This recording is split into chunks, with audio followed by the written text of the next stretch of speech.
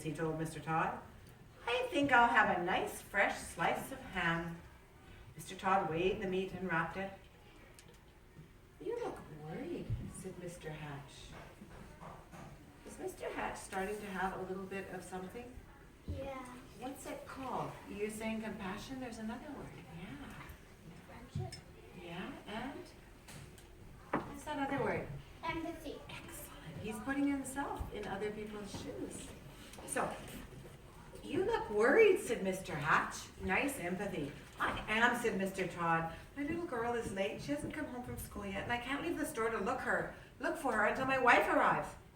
Oh, goodness, why didn't you say so, said Mr. Hatch. I'll go look for her. And so he walked to school and found little Melanie Todd by the swings and brought her home. Thank you so much, said the grocer. Any time, said Mr. Hatch. After supper, Mr. Hatch did not bother to read the paper. He decided to bake brownies instead. It would be nice to have brownies to share the next day with the people at the shoelace factory. As he baked, that warm chocolate smell of brownies floated right through the whole neighborhood. Children gathered around at Mr. Hatch's house, sniffing the air.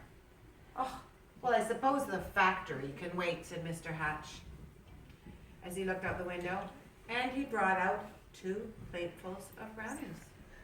Now, what are brownies without lemonade, he said, and he stirred up a nice cold pitcher of lemonade.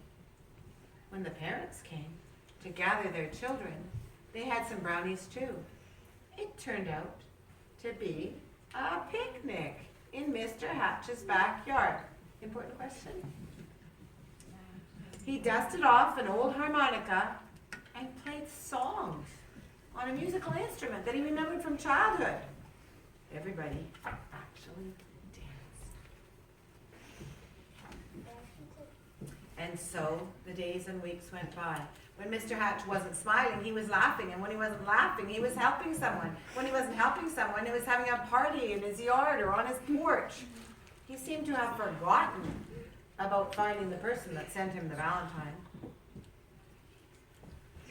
Then, one afternoon, Mr. Goober, the postman, came to the door and his face was extremely serious. Come in, Mr. Goober, said Mr. Hatch. You look upset. I am upset, he said. I made a mistake some time ago. My supervisor got really angry with me. Do you? Yeah, Mr. Goober, what is it? Come on, tell me. Do you recall that package that I delivered to you? It was on Valentine's Day, I think it was. Oh, yeah, I believe I do, said Mr. Hatch, beginning to feel a little bit uncomfortable, uneasy. I don't suppose you still have it, said Mr. Goober sadly. Oh, as a matter of fact, said Mr. Hatch, I still have the box. The candy's gone, though. Why do you ask? The postman took a deep breath. I hate this part of it. I'm afraid I delivered it to the wrong address. So I'm now putting myself in Mr. Hatch's shoes. And I feel sad. It was supposed to go to another house. Mr. Hatch recalled tearing off the brown paper. It had never occurred to him to look at the address. He fetched the heart-shaped box and the pink bow and gave them to the postman. I do hope your supervisor won't be too angry with you now. The postman was heading down the sidewalk when Mr. Hatch called from his porch. Mr. Goober, I forgot something. He gave the postman the little white card which says,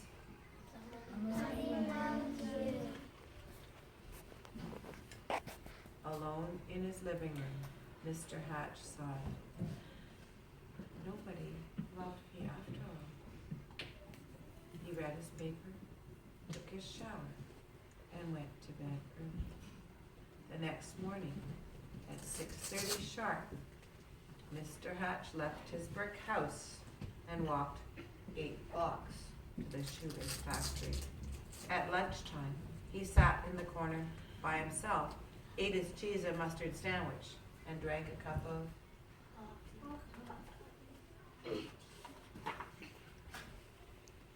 After work, he stopped at the newsstand for his supper, for his paper, but he did not speak to Mr. Smith. And when he ordered his turkey wing from Mr. Todd, he did not smile, nor did he pat little Melanie Todd on the head, or bake brownies, or have picnics, or parties, or play his old harmonica anymore. Everyone whispered, "It's Mr. Hatch." Mr. Goober, the postman, he told them. "We love Mr. Hatch," insisted Mr. and Mrs. Dunwoody. "He gave us flowers for our garden.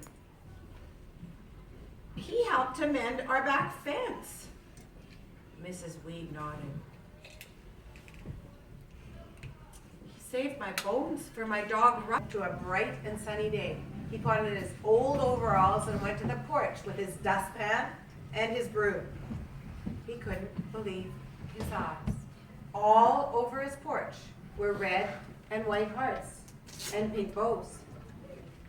There were boxes of candy on the chairs and yellow streamers hanging from the ceiling. And sticking up from his mailbox was a shiny, brand new silver harmonica. The front yard was filled with people, happy, smiling people. They were holding up a big sign with hand-painted letters that said, "Everybody loves Mr. Hatch." Mr. Hatch dabbed a tear of happiness with his handkerchief. "I do believe," he sniffed, "somebody loves me after all." And then he smiled, and then he laughed, and then he hurried down the street, down to be with his friends. Who created the love? Mr. Hatch or the other people? Other people. No, who created the love? Mr. Hatch. How did he create it at the newsstand? He helped. Yeah, how did he create it at the butcher shop? He found the dog. How did he create it at work? He helped. He helped at He work. gave candy. He shared his candy. Did he create the love? That's what you guys have the power to do. So there you go. Somebody Loves You, Mr. Hatch, my favorite Valentine book. I hope you enjoyed it. Boys and girls, we have Jack ready to show us an experiment, ready to perform an experiment that you are going to take part in. Now, Jack's in charge here. How many of you are going to be super polite to Jack? Because he's going to have to give instructions. And when he gives instructions, you're going to have to do what he says right away. How many people? Oh, if you're not willing to do that, then we can't do the experiment. So I'm going to ask that question again. How many of you are willing to do exactly what Jack asks you to do right when he asks you to do it? Thanks. Okay. Jack,